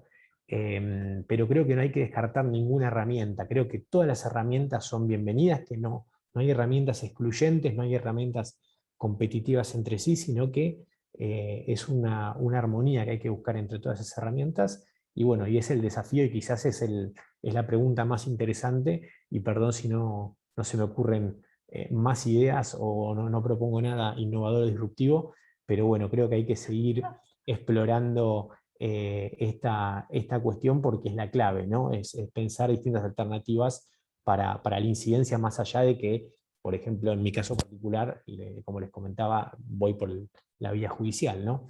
Pero bueno, le paso la palabra a Javier. Resaltar, en verdad, qué bueno que compartamos esta experiencia, siempre que es súper nutritivo. Yo he tomado hartos apuntes de lo que ha dicho Carolina y Cristian. Me gustaría tomarme de dos puntos específicamente. Lo que hablaba Carolina sobre este comportamiento de la inversión china sumado como al contexto político de los países, ¿cierto? De cómo finalmente se puede acoplar o se puede amoldar para poder funcionar dentro de este contexto político. Y los aspectos que hablaba Cristian sobre el EPU, finalmente, del examen periódico universal. A mi parecer, considerando el caso que está sucediendo acá en Chile y considerando la importancia que están teniendo las inyecciones y las inversiones de capital chino en el país, hay una pregunta que es importante de responder, que es cómo se van fiscalizando estas inversiones en el caso chileno, por ejemplo. Porque uno lee literatura, ¿cierto? Y habla de que, claro, geopolíticamente hablando quizá, el Estado chino se tiene que hacer cargo de su inversión extraterritorial. En el caso chileno, no, es Chile quien tiene que ver cómo la inversión afecta a la vulneración de derechos quizás de sus comunidades. Entonces queda todo en un peloteo entre actorías. Y yo creo que es importante o juega un rol fundamental el rol acá de las organizaciones sociales. Hay como un nuevo contexto político en el caso chileno que es importante de considerar, de este progresivo empoderamiento y el cómo las comunidades finalmente igual son consultadas con este tipo de proyectos. Yo creo que es importante apuntar a ese aspecto y respondiendo a la pregunta de como qué tan importantes es que las organizaciones sociales implementen sus esfuerzos como para con la inversión china quizá, guiándome por la pauta que nos enviaron anteriormente. Creo que igual tiene que haber un diálogo importante, pero la inversión china se tiene que hacer una pregunta mucho más importante, que es hacerse cargo en verdad de la conflictividad que arrastra los proyectos. En el caso chileno, está comprando proyectos que arrastran una profunda conflictividad. Y eso lo que conlleva es que la inversión china se está convirtiendo en sinónimo de conflictividad en ciertos ámbitos en el país. Y eso le salpica a otras inversiones que tienen en otros ámbitos, como en el ámbito del litio, por ejemplo, que igual está involucrada acá en el caso chileno, o el ámbito de los pasaportes también que hubo acá en Chile. Pero abocándonos al caso específico de Rucaule, yo pienso que es importante el ir resolviendo cómo se fiscaliza vinculantemente la inversión china, porque es por algo que las comunidades tampoco se acercan a dialogar de buena forma con la inversión, porque ya lo intentaron anteriormente, durante harto tiempo. Y su respuesta ha sido, en el caso de Rucaule, la criminalización. Entonces, igual se entiende esta lejanía, finalmente, y la empresa tampoco lo intenta hacer de otra forma. Yo creo que es importante generar esta como radiografía de cómo las fiscalizaciones de las inversiones chinas se dan en los países concretamente. Son fiscalizaciones que funcionan a punta de denuncias de las comunidades, por ejemplo, o alguna vez la inversión china ha dicho que aquí hay un conflicto que tiene que resolver de alguna forma. Súper interesante y creo que yo podría pasar un par de horas solamente en esta conversación y ojalá podamos con los panelistas y quienes se interesen encontrarnos en otro momento con un cafecito o un té para tener una conversación virtual. Hay varias cosas varias reacciones que quisiera compartir con ustedes. El tema de la evaluación de riesgos de los proyectos, yo creo que es una debilidad inmensa en las inversiones chinas. De hecho, estos 3 proyectos son proyectos que ya estuvieron en las estanterías por mucho tiempo y que por varias razones, por ejemplo, en el caso de la Coca-Cola Sinclair, estuvo el Banco Interamericano de Desarrollo interesado en apoyar este proyecto, pero exigía al gobierno de Corea en su inicio un estudio ambiental que incluye, no me acuerdo la palabra técnica en este momento, pero que no es solamente localizado en un lugar, sino que abarca los efectos secundarios. No consiguió el BID que el gobierno hiciera este estudio para considerar la factibilidad de apoyar el proyecto y vinieron los inversores chinos y en un momento se logró aprobar el proyecto. Creo que son situaciones parecidas en otros proyectos grandes. Hay una debilidad muy grande. Sin embargo, también yo creo que es importante interesarnos en entender un poco mejor el modelo de inversión china, las instancias que participan en China para la aprobación de proyectos, los criterios que existen para la aprobación de financiamiento y de empresas para que salgan afuera y puedan trabajar en estas obras. Existe todo un procedimiento y requisitos donde el tema de la evaluación de riesgos, no principalmente ambiental, yo diría, pero el tema económico, el tema reputacional, son muy importantes y que no cuentan estas instituciones con la información necesaria para tomar decisiones apropiadas. Luego también hay una gran cantidad de normativas chinas que se expresan en decenas de lineamientos ambientales y sociales, y le voy a pedir a mi compañera Emilia Hermosa que comparta el link hacia una compilación que nosotros hemos hecho de estos lineamientos ambientales y sociales para las empresas y para la banca china. Solo para referirme a una que ya la mencionó Cristian, la Directiva de Crédito Verde. Esta es una directiva que aplica a todas las instituciones financieras chinas, y uno de sus artículos dice que justamente los bancos tienen que hacer un examen de debida diligencia que sea completo, que sea técnico, que sea profundo, antes de aprobar un préstamo a una empresa o a un gobierno. Esto debería ser un criterio de hecho obligatorio. Este particular lineamiento tiene esta condición de que los bancos tienen que implementarla y que tienen que informar sobre el cumplimiento de esta directriz. Entonces, hay varias cosas. Hace muy poquito en este año, por ejemplo, el Ministerio de Comercio y el Ministerio de Medio Ambiente de China expidió un nuevo lineamiento en el que además exhortaba a todas las empresas chinas que cuando vayan a otros países y la legislación ambiental no era comparable a la de China, si era menor o a las mejores prácticas internacionales, estas empresas deberían acoger las mejores prácticas internacionales de la industria en estos proyectos.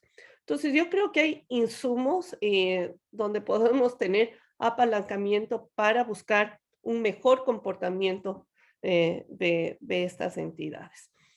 Mi compañera Diana Castro ha estado observando, investigando, conversando con ustedes también sobre estos proyectos y ha preparado algunas observaciones transversales a lo que ha acontecido con estos proyectos, y quisiera invitarle a Diana que nos comparta sus observaciones.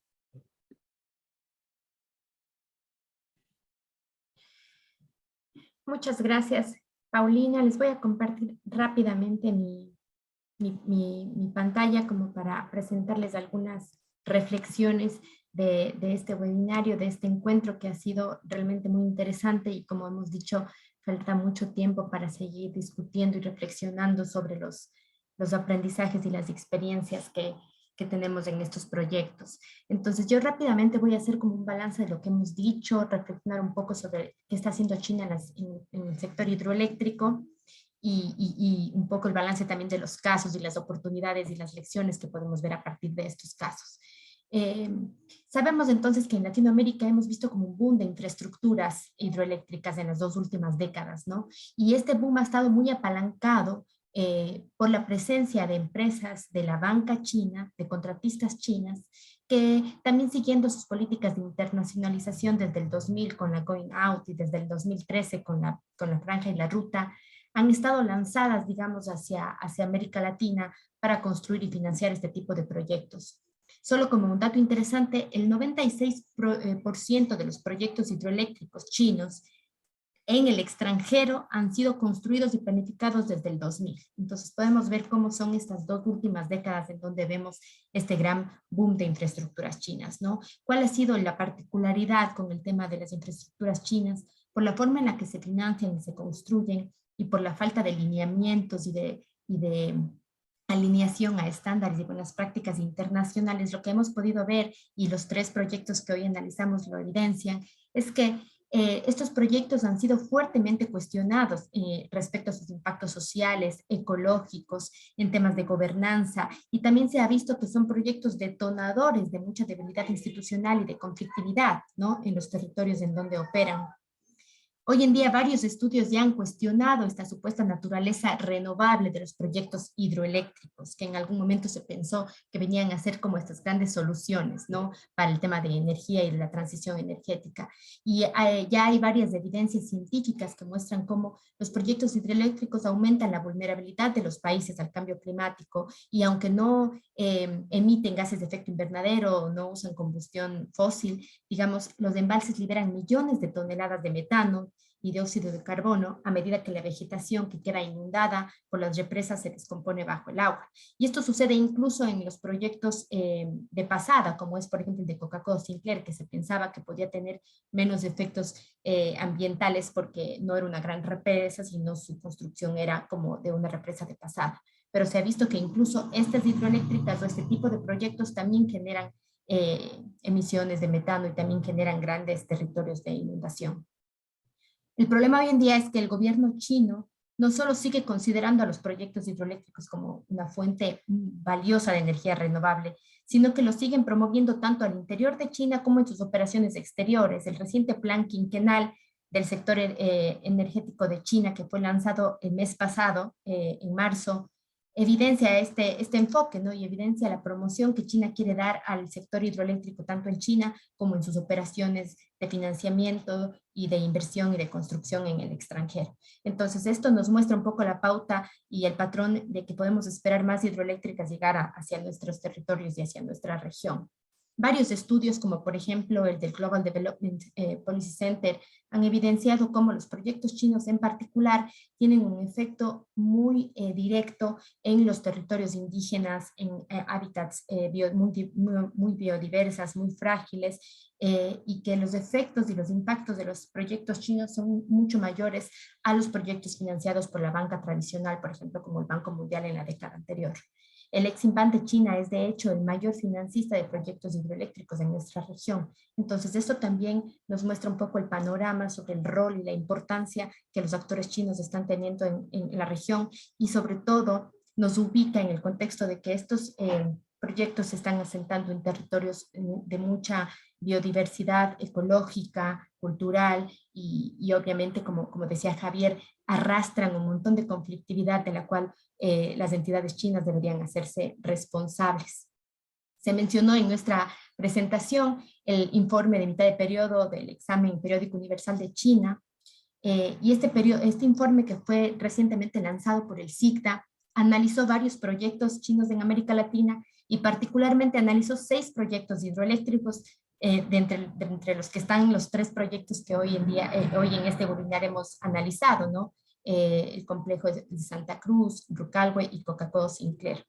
El informe del CICTA es muy revelador porque evidencia que todos los proyectos hidroeléctricos analizados han vulnerado el derecho a vivir en un medio ambiente sano y han tenido daños en el medio ambiente que han sido irreversibles. 5 de estos proyectos han impactado negativamente ecosistemas altamente frágiles, 4 están ubicados en territorios indígenas y 4 están en áreas protegidas. Entonces podemos ver cómo hay esta gran vulnerabilidad y fragilidad en los territorios donde los proyectos hidroeléctricos que financia y construye China se están asentando. Particularmente con respecto a nuestros 3 proyectos que hoy hemos analizado, vemos que cada uno nos da grandes lecciones en sus distintas etapas de desarrollo, ¿no? Rucalhue es un proyecto que está en su etapa inicial de construcción y creo que como lo ha mostrado Javier, da una gran lección respecto a la movilización de las organizaciones y al rol que ha cumplido la organización de las comunidades respecto al proyecto y a demandar y a judicializar incluso el tema de los efectos del proyecto. En el complejo hidroeléctrico del río Santa Cruz, Cristian nos ha mostrado un poco también cómo ha sido el desarrollo de este proyecto. Está en un proceso de construcción un poco más avanzado, pero el rol de las comunidades y también esta red de organizaciones que se han activado para defender a las comunidades locales ha sido importante. Y luego el proyecto Coca-Cola Sinclair, que es un proyecto que de hecho ya está en operación, ¿no? Ya lleva 5 años en operación, nos da grandes lecciones. El proyecto aún no ha sido entregado por la empresa Sinohidro, o más bien el Estado ecuatoriano no lo ha recibido por los enormes problemas técnicos y ambientales que ha ocasionado. Entonces, son 3 proyectos, 3 momentos en donde podemos ver grandes aprendizajes. Todos estos proyectos están emplazados en ecosistemas muy frágiles, ¿no? La cuenca del río Biobío, el ecosistema fluvial y glacial argentino, la cuenca del río Coca en la Amazonía. En todos estos proyectos, los estudios de impacto ambiental han sido limitados, como decía Cristian, casi que a simulacros, ¿no? Muy deficientes, no han tenido un enfoque integral de los impactos del proyecto en los sistemas en los ecosistemas, digamos así, de los territorios. No han contado con información actualizada, más bien han sido bastante obsoletos, se han hecho con mucha premura y vienen a ser más que nada como procesos burocráticos, más que efectivos procesos para la toma de decisión. En ninguno de los casos que hemos analizado hoy se han desarrollado consultas previas, libres e informadas como tales, ¿no? Y los canales de diálogo entre las entidades chinas de las sociedades ha sido casi inexistente. Y eso es lo que también nos ha mostrado los proyectos Rucalhue, por ejemplo, o el proyecto del río Santa Cruz. La conflictividad en estos 2 territorios ha sido muy fuerte también porque están asentados en territorios indígenas, sitios sagrados. Eso no pasa con el proyecto Coca-Cola Sinclair.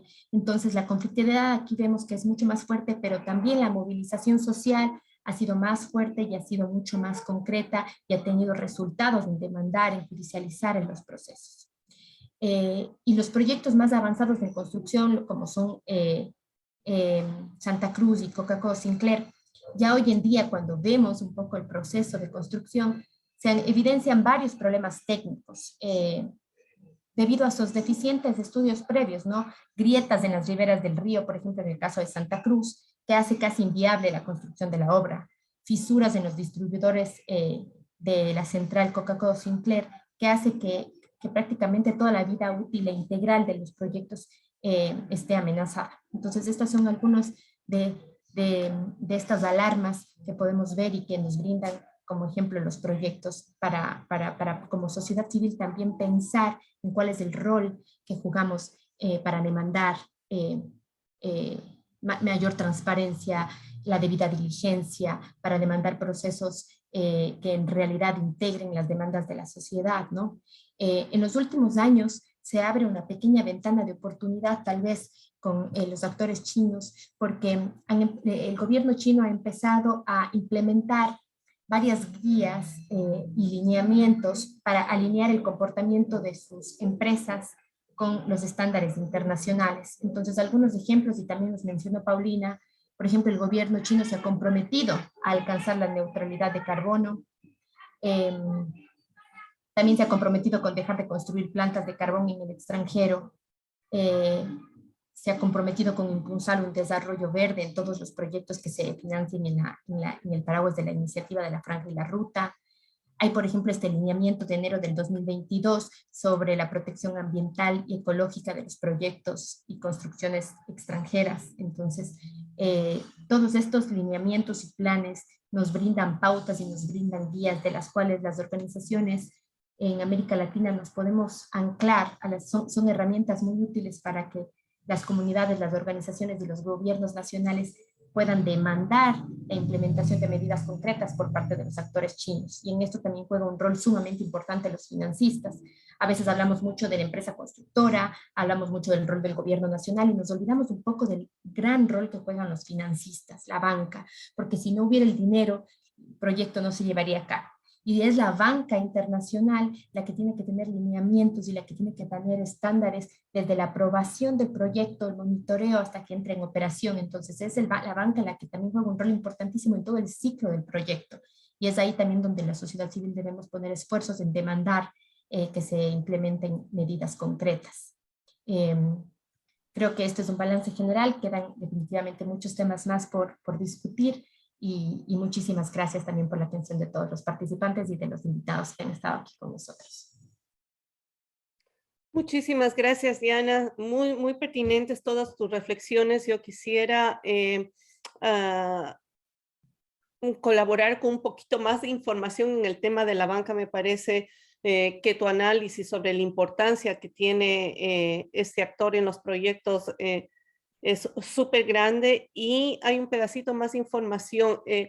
Desde hace más o menos 1 año y medio hay una discusión dentro de la Comisión de Regulación de la Banca y de los Seguros de China sobre la posibilidad de crear una especie de mecanismo de quejas, algo como idea y como referencia a lo que existe en otras instituciones financieras como el Banco Mundial, como el BID. Esta idea ha tenido muchísimos problemas, pero han habido varios procesos de consulta entre los mismos bancos sobre qué tanta apertura hay entre las instituciones financieras para tener este mecanismo de quejas, y todavía no logra enraizarse. Hay muchas preocupaciones de lo que nosotros entendemos por terceros, de que pueda convertirse en un mecanismo que traiga vergüenza hacia los bancos, justamente por las campañas y las denuncias debido a los conflictos ambientales, sociales que pueden provocar sus financiamientos. Pero lo que es muy importante es que la idea se ha instalado en la banca china, porque se ve la necesidad de que haya un mejor manejo de riesgos y de denuncias sobre los proyectos en los que intervienen los bancos chinos. Yo quisiera pedirle también a mi compañera Emilia de que comparta con ustedes un reporte que publicamos el año pasado sobre el Banco de Desarrollo de China, que es el banco comercial, banco de desarrollo más grande en el mundo, uno de los bancos que mayor número de proyectos en el sector extractivo, sobre todo de combustibles fósiles, apoya a nivel global. Y también una declaración que lo trabajamos con varias organizaciones del SIGDA, la misma red de organizaciones que hizo el trabajo sobre el EPU de China. Y este es un esfuerzo muy pionero. Es la primera vez que una red de organizaciones internacionales demanda al Banco de Desarrollo de China el establecimiento de políticas ambientales y sociales obligatorias. Entonces creo que es muy importante también este recurso, y le pido a Emilia que lo comparta. Estamos con el tiempo ya terminando, nos habíamos fijado 1 hora y media, pero para quienes quieran quedarse, yo voy a seleccionar 3 preguntas, nos han llegado muchas, pero voy a seleccionar 3, una para cada uno de los panelistas, y con esto daríamos por terminado el webinar. La primera quisiera dirigirla, de hecho, a Cristian. Si todos los panelistas pueden encender sus cámaras, por favor, porque es una pregunta para abogados y porque hace poco estuvimos trabajando en el contrato de las represas y de los bancos chinos. La pregunta es de Rubén Darío Gavilanes y nos pregunta qué hay de los contratos, qué asuntos se obviaron y cuáles son de controversia, en qué condiciones se llevó a cabo. Y yo te agradecería mucho también si puedes compartir este hallazgo que tuvimos sobre el efecto material adverso y la responsabilidad de los bancos en cuanto al desembolso de las diferentes partes del préstamo. Cristian. Sí, Paulina, no, bueno, lo de efecto adverso te lo dejo vos porque fue un hallazgo tuyo y de María Marta, así que no me quiero meter en algo que no conozco tan a fondo como vos. Pero respecto de la cuestión de los contratos, para contestar bueno, la pregunta acá del compañero, los contratos, ¿qué sucede? En este caso, como seguramente también en el caso de Coca-Cola Sinclair, como en el caso de Chile, son contratos que se realizan entre estados, se comprometen a obras millonarias, se comprometen a inversiones millonarias sin tener estudios de impacto ambiental previos, con lo cual el estudio de impacto ambiental después termina siendo un estudio ad hoc que obviamente va a terminar aprobando, la evaluación de impacto ambiental va a terminar aprobando esa obra. Por lo tanto, el problema que tenemos es en la cronología de los eventos. Ya arrancamos mal, porque arrancamos con un contrato en el cual los estados se comprometen a realizar obras sin tener antes los estudios ambientales. Entonces, esos estudios ambientales, por más que den un desastre, van a aprobar la obra a pesar de eso, lo cual es siniestro si nos ponemos a pensar, y obviamente es violatorio del orden público ambiental y de toda la legislación ambiental. Justamente por eso, y quizás yendo más a la respuesta del interrogante, nosotros hemos planteado la nulidad de ese contrato. Es decir, no solo hemos planteado la nulidad del estudio de impacto ambiental, sino también la nulidad del contrato firmado entre Argentina y la República Popular de China. ¿Por qué? Por este motivo, porque en realidad ese contrato se firmó sin tener a la vista estudios ambientales y sin conocer las consecuencias y los daños ambientales permanentes y irreversibles que llevar adelante ese contrato, llevar adelante esa inversión multimillonaria podría ocasionar, como decíamos antes, la extinción de una especie, el retroceso de los glaciares. Los glaciares nuestros forman parte de un parque nacional, del Parque Nacional de los Glaciares, ¿no es cierto? Antes Diana hablaba de que toca áreas protegidas. Este proyecto hidroeléctrico que estamos discutiendo podría afectar el Parque Nacional de los Glaciares, el Parque Nacional Monte León y el Parque Patagonia, 3 parques nacionales nuestros. ¿Para qué declaramos protegidas las áreas y después las destruimos con este tipo de inversiones? Es una contradicción del Estado tremenda, ¿no es cierto? Pero bueno, eso para resumir la cuestión de que nosotros consideramos que ese contrato es nulo y lo hemos planteado así judicialmente y lo traducimos con una expresión que es que nadie tiene un derecho adquirido a extinguir una especie, nadie tiene un derecho adquirido a destruir un glaciar, ¿no es cierto? Es decir, poco importan los derechos que pueda esbozar la República Popular de China porque nadie puede esgrimir que tiene un derecho adquirido a esto, a destruir un ecosistema, ¿no es cierto? Ese es la síntesis, pero bueno, te dejo vos, Paulina, por el tema del efecto adverso que fue tu hallazgo. No quiero robarme los derechos de autor. Yo quería pasarle al abogado porque seguro lo explica mejor que yo, pero una explicación muy corta de amateur. Revisando el contrato de préstamo entre el China Exim Bank y otros bancos chinos y el gobierno argentino, nosotros encontramos varias cláusulas que hablaban del efecto material adverso. Y esto se resume en que cualquier tema legal que podría amenazar la continuación del proyecto debería ser razón suficiente para que el banco o los bancos chinos, porque era un proyecto sindicado, no continúen haciendo el desembolso del préstamo, porque un préstamo se desembolsa en varias partes, ¿cierto? Entonces, cualquier cosa, como digo, que amenace la continuación del proyecto es razón suficiente para que el banco diga no desembolso más hasta que se resuelva el problema, por lo menos. Este proyecto, como bien nos indicó Cristian, fue inclusive a la Corte Suprema. O sea, el riesgo de que el proyecto se pare fue muy alto y sigue siendo alto porque hay una serie de incumplimientos. Sin embargo, los desembolsos siguieron dándose y esto fue comprobado gracias a los trabajos de FARC de hacer peticiones de acceso a la información donde pudimos corroborar que efectivamente el banco siguió desembolsando los fondos, lo cual también sería un quebrantamiento del contrato.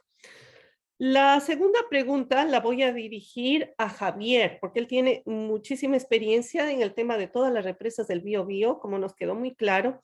Y la pregunta es de Oscar Ugarteche.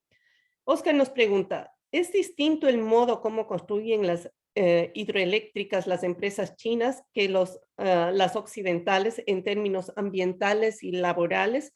Y yo sé que esta represa en la que tú estás trabajando, de Rucuale, recién está empezando, pero ahora que has tenido la oportunidad de conocer más de cerca los casos de Ecuador y de Argentina, ¿qué te parece? ¿Hay diferencias o estamos hablando de las mismas prácticas? Uy, abierta la pregunta. Por lo que yo he podido analizar y bueno, a partir de lo que plantea Carolina y Cristian, hay algunas insuficiencias de información también respecto a cómo no sé, por ejemplo, la apuesta por movilizaciones en China. Cuando se presentan este tipo de proyectos, desconozco y por lo que he estudiado no han existido grandes o profundas oposiciones, pero eso igual tiene que ver con el contexto político chino, que es todo un caso el poder estudiarlo, en términos de la validación de la expresión de las comunidades. El caso que más tengo cercano, que hice la relación entre el caso de Rucalhue por las Tres Gargantas, China Three Gorges, que es el nombre de la hidroeléctrica más grande del mundo, que está en China. Cuando me puse a investigar sobre la construcción de esta hidroeléctrica, claro, casi todos los reportajes que existen dicen que no hay oposición de comunidades y que son muy pocas las personas que están contra la hidroeléctrica. Es poco menos cuestionable esa situación, pero yo creo que hay una insuficiencia de información que es importante que podamos considerar. En términos laborales, desconozco la profundidad de los casos que plantean, pero lo que puedo entender también hay una lógica de subcontratación de algunos trabajos específicamente. Entonces, en el caso, por ejemplo, de Rucalhue, lo que han estado haciendo es, se presenta como un proyecto que al menos el 30% de los trabajadores tiene que estar residiendo en el lugar que se vería afectado, que son las comunas aledañas. Entonces uno se pone a pensar en la cantidad de trabajos que son y cuánto duran, y son bastante momentáneos, en comparación a la operación que va a tener constantemente la hidroeléctrica respecto al tipo de trabajo. Yo pienso que hay ciertas similitudes, pero que, reitero, es importante como encontrar esos escollos que se desconocen en términos de movilización u oposición de las comunidades, como también en términos de contratación o la validación que le dan las comunidades a los proyectos. Yo dudaría mucho de esta presentación que genera China, por un tema político principalmente, de cómo se ha desarrollado durante el último año, y cómo se van generando o midiendo estos impactos. Entonces yo creo que sí, hay algunas lógicas que se mantienen, por ejemplo, en la parte de la información, principalmente. Como si nos vamos a algo muy concreto que yo podría como decir con base, claro, el tema de la información, de la transparencia de información de los proyectos, yo creo que es una constante que no existe muchas veces en los proyectos financiados por China en términos hidroeléctricos. Pero en aspectos laborales yo creo que es importante lo que dije anteriormente, pues, ver estos escollos un poco legales, y en el ámbito de América Latina yo creo que la subcontratación es importante abordarla. Por lo menos en el caso chileno se está dando así también.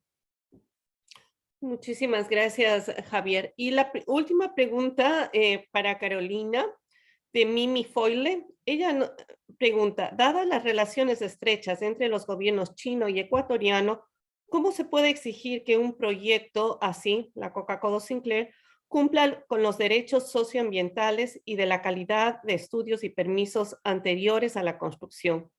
¿Quién tiene que responsabilizarse por la remediación de daños de erosión progresiva? Bueno, el problema es que, bueno, bien porque hemos discutido mucho sobre la cuestión de la erosión regresiva, que son los impactos que estamos viendo como efecto de esta construcción desde el año 2021, y básicamente lo que ha sucedido hasta el momento es que eso está generando una serie de impactos colaterales, ¿no? Que va desde el tema de las rupturas de los oleoductos, que ya van sucediendo al menos en 3 ocasiones, que han generado un impacto gravísimo aguas abajo, hasta toda una serie de cuestiones ligadas a las actividades productivas de la zona, y además el impacto que genera la hidroeléctrica mucho más allá de lo que el Estado ha demarcado como el área de influencia o el área de impacto del proyecto, que es parte del problema, ¿no?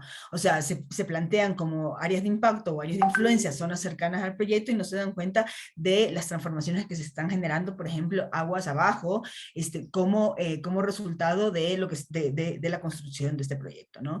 Nosotros, por ejemplo, pudimos detectar que alrededor de 100 kilómetros aguas abajo desde la obra de captación, estamos hablando ya muy lejos del proyecto, tú tienes todas las comunidades indígenas ribereñas que están siendo constantemente inundadas, y su vida está siendo puesta en peligro todo el rato, porque la hidroeléctrica se maneja con una apertura y cierre de compuertas sin avisarle a nadie. Entonces de repente las comunidades están pescando en el río y llega la ola, ¿no? Y la ola es un tombo de agua, la gente dice que es un tombo porque tumba en las orejas, ¿no? Dicen, eso tumbo en las orejas, entonces la comunidad le dice el tombo, ¿no? Y es una ola que viene como consecuencia de la apertura de la hidroeléctrica y todo el proceso de erosión, además, que ha llevado, que es una ola que viene además con la montaña adentro, porque se viene llevando la montaña adentro.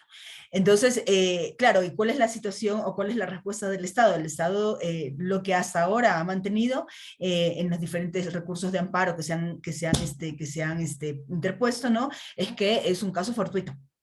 O sea, que es que la erosión regresiva es un evento natural, y entonces los oleoductos se rompen cada 2 meses en el mismo lugar, pero ha sido caso fortuito, ¿no? Porque es que no se lo podían esperar que se rompiera 4 veces seguidas en el mismo lugar, ¿no? Y entonces parte del problema ahorita es, y en lo que, por ejemplo, como observatorio estamos trabajando, es tratar de levantar datos que puedan comprobar que hay unas omisiones reiteradas que han desembocado en esta situación, ¿no? O sea, que no es un caso fortuito, sino una suma de omisiones que van desde el inicio, cuando bien señalaba Cristian, se firma un acuerdo de inversiones sin tener los estudios adecuados, hasta este momento, cuando ya los costos, además, que están significando para el Estado ecuatoriano en pérdida de infraestructura pública son grandísimos, ¿no? Estamos hablando de la carretera que conecta la zona petrolera con Puerto Balao, inhabilitada desde finales de año. Entonces, entonces los impactos no son menores, y claro, y el problema es que ahí hay unas omisiones y unas complicidades, ¿no?, entre todos los actores que han estado en juego ahí, ¿no?, que va desde el gobierno central, los ministerios, muchos representantes. También nosotros, por ejemplo, hemos detectado mecanismos de captura del Estado ligados, por ejemplo, a lógicas de puertas giratorias entre funcionarios del gobierno chino que después vienen a ubicarse, ¿no?, en puestos centrales que manejan la relación estratégica y que estuvieron involucrados en el proceso de negociación. Entonces, claro, esta complicidad también es preocupante porque, claro, antes decíamos, bueno, está la empresa privada, entonces vamos a pedirle al Estado que le exija a la empresa privada pues que cumpla la ley. Ahora, cuando lo que tú tienes es una configuración de poder que articula de manera cómplice al Estado, a las empresas privadas y muchas veces incluso a los poderes locales, entonces, claro, el escenario es mucho más complejo y requiere y nos exige innovar, ¿no?, y complejizar las estrategias con las que nosotros tratamos de resistir a estos procesos. Muchísimas gracias a los tres. Una pequeña aclaración en el tema de las hidroeléctricas y de las empresas chinas. No estamos hablando de empresas privadas, sino al contrario de empresas centrales estatales chinas, que son entidades bastante cercanas al gobierno y de hecho son piezas de una política de cooperación internacional del gobierno chino. Yo les agradezco muchísimo, Carolina, Cristian, Javier, Diana. Ha sido una conversación súper interesante para mí. Ojalá tengamos más oportunidades de continuar de una manera un poquito más relajada, con más tiempo. Les agradezco de nuevo a los participantes y a mis compañeras y compañeros de LAS. Un buen día para todos. Gracias de nuevo. Adiós. Gracias.